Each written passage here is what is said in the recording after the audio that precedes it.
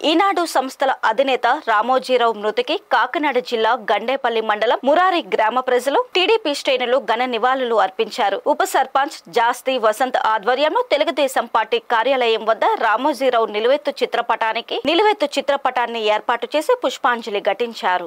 ఈ సందర్భంగా జాస్తి వసంత్ మాట్లాడుతూ రామోజీరావు జీవితం ఒక ప్రభంజనం, ఆయన కలం విప్లవ కెరటమని కొనియాడారు. పట్టుదల, దృఢదీక్ష, మనోనిబ్బరంతో సామాన్య స్థితి నుంచి అసామాన్య స్థితికి ఎదిగిన ఆయన జీవితం అందరికీ ఆదర్శప్రాయమని పేర్కొన్నారు. ఈనాడు సహాయ నిధి ద్వారా పాలకాయ తిప్పలో 112 ఇళ్లు, కృష్ణాపురంలో 22 ఇళ్లు నిర్మించారని తెలిపారు. ఈ కార్యక్రమంలో ఉండవల్లి బుల్లిరాజు, గద్దె అబ్బన్న, చంద్రాల పెదవెంకన్న, అడుసుమిల్లి రాజాబాబు, ముమ్మన సుబ్బారావు, జాస్తి రాధాకృష్ణ తదితరులు పాల్గొన్నారు.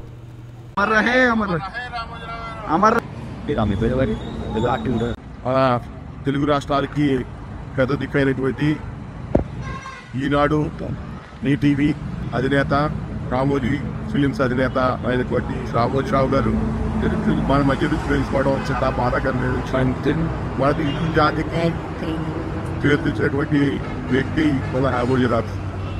మన రాష్ట్రానికి, తెలుగు రాష్ట్రాలకి కాకుండా దేశంలోనే ప్రపంచవ్యాప్తంగానే తెలుగునే మంచి కీర్తి ప్రశ్నలు వచ్చినటువంటి తెలుగు బిడ్డ పెద్దలు గౌరవనీయులు రామోజీరావు గారు చనిపోవడం చాలా బాధాకరం.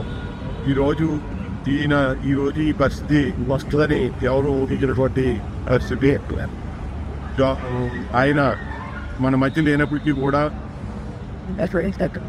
ఆయన ఈరోజు ఆయన ఆత్మకు శాంతి చేకూరాలని చెప్పి మనసారా మన రారి తెలుగుదేశం పార్టీ తరఫున వారి గ్రామ పూర్వక ఆయనకి జోహార్ తెలియజేస్తారు. జోహార్ రామోజీరావు, జోహార్ రామోజీరావు, జోహార్ జోహార్, రామోజీరావు, అమర్ రహే, అమర్ రహే, రామోజీరావు, అమర్ రహే.